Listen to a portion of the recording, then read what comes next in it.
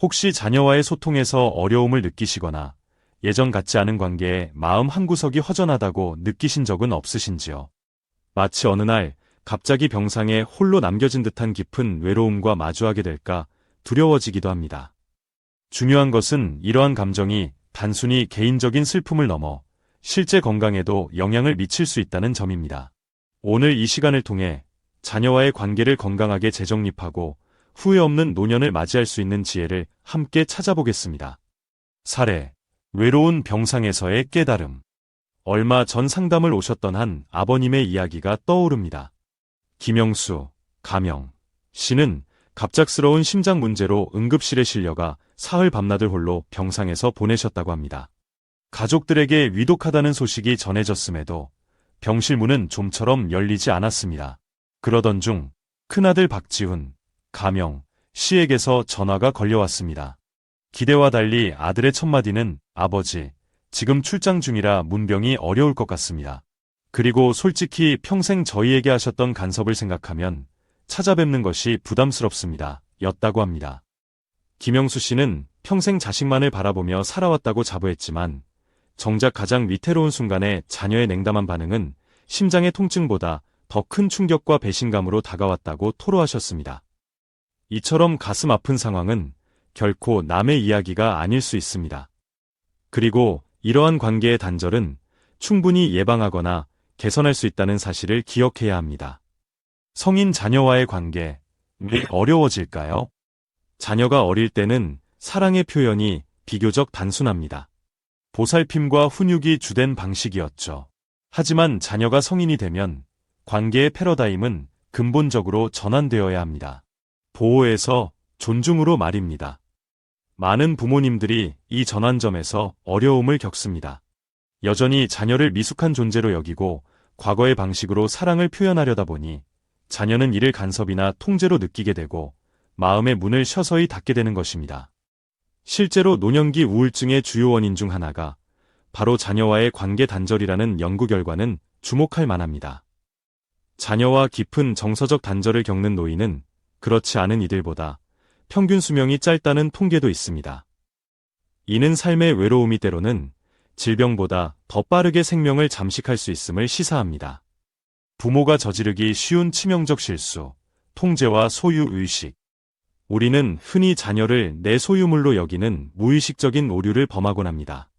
내가 너를 어떻게 키웠는데 다 너 잘되라고 하는 소리야 라는 말 속에는 자녀의 삶을 부모의 뜻대로 이끌고 싶어하는 마음이 숨어 있을 수 있습니다.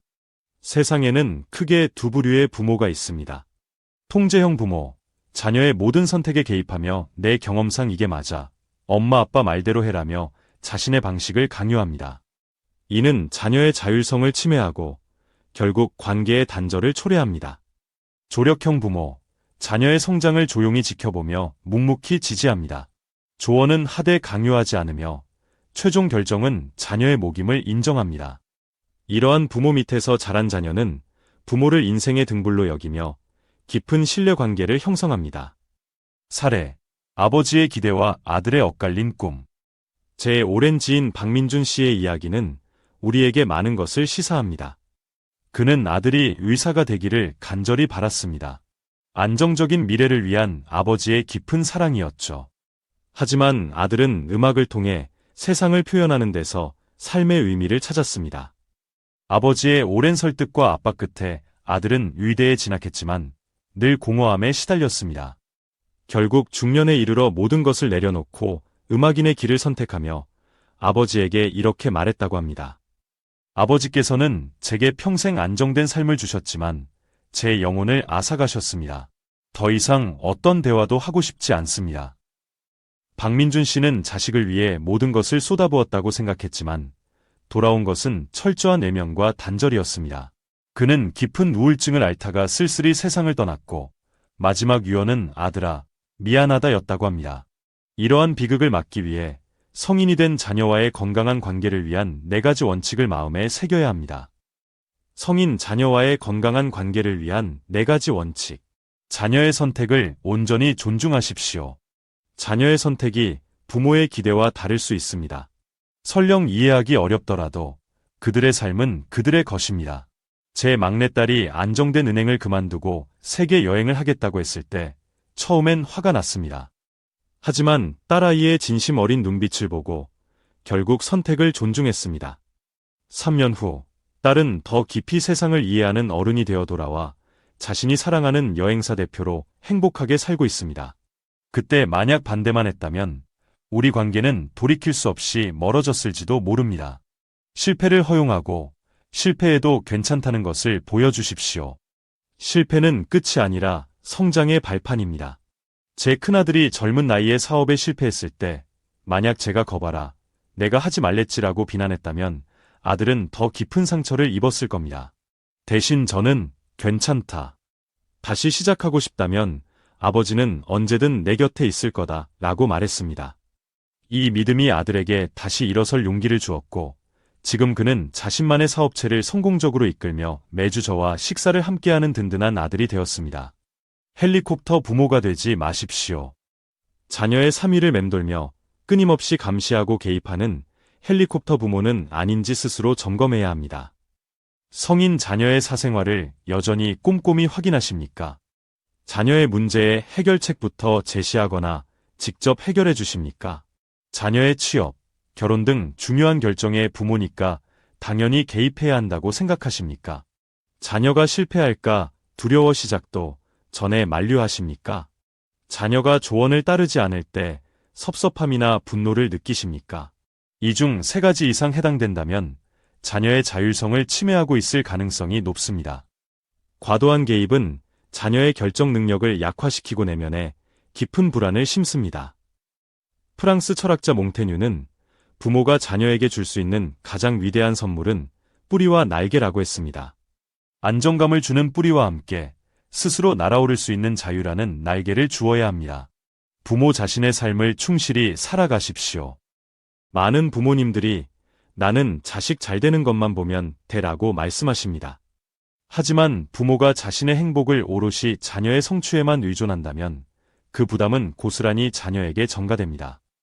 희생이라는 이름의 사랑은 때로 자녀에게 무거운 짐이 될 수 있습니다. 제가 은퇴 후 오랫동안 묻어두었던 기타 연주를 배우고 등산을 시작하자 놀랍게도 자녀들과의 관계가 더욱 따뜻하고 부드러워졌습니다. 아이들은 더 이상 저를 책임져야 할 대상으로 여기지 않고 인생을 멋지게 살아가는 한 사람의 어른으로 존중하기 시작했습니다. 연구에 따르면 은퇴 후 자신만의 목표나 취미를 가진 노인은 우울증 발병률이 현저히 낮고 이런 부모를 둔 자녀들이 관계 만족도가 더 높다고 합니다. 진정으로 자녀를 사랑한다면 가장 먼저 자기 자신을 사랑하고 행복한 삶을 가꾸십시오. 그것이 자녀에게 줄 수 있는 가장 큰 유산입니다. 경제적 지원, 사랑인가 통제인가? 자녀에 대한 경제적 지원은 자연스러운 부모의 마음입니다. 하지만 이것이 내가 널 도왔으니 너는 내 뜻을 따라야 해라는 무언의 압력이 되어서는 안 됩니다. 지나친 경제적 지원은 자녀의 심리적 자립심을 저해하고 금수저 증후군과 같은 의존성을 키울 수 있습니다. 자녀가 스스로 문제를 해결하고 책임지는 법을 배우도록 돕는 것이 진정한 사랑입니다. 물고기를 잡아주는 대신 낚시하는 법을 가르쳐야 합니다. 가장 위대한 사랑, 놓아주는 용기. 자녀 교육에서 가장 어려운 일은 놓아주는 것입니다. 하지만 손을 놓지 않으면 아이는 날 수 없습니다. 성인이 된 자녀의 삶에서 한 걸음 물러서는 용기가 필요합니다. 이는 단념이 아닌 자녀에 대한 깊은 믿음의 표현입니다. 그 믿음과 용기가 결국 자녀를 자신의 삶의 주인으로 바로 서게 합니다. 결론적으로 성인 자녀와의 건강한 관계는 일방적인 희생이나 통제가 아닌 상호 존중과 신뢰 위에서 피어납니다. 부모가 먼저 자신의 삶을 사랑하며 행복을 찾을 때 자녀 또한 죄책감 없이 자신의 인생을 당당하게 살아갈 수 있습니다.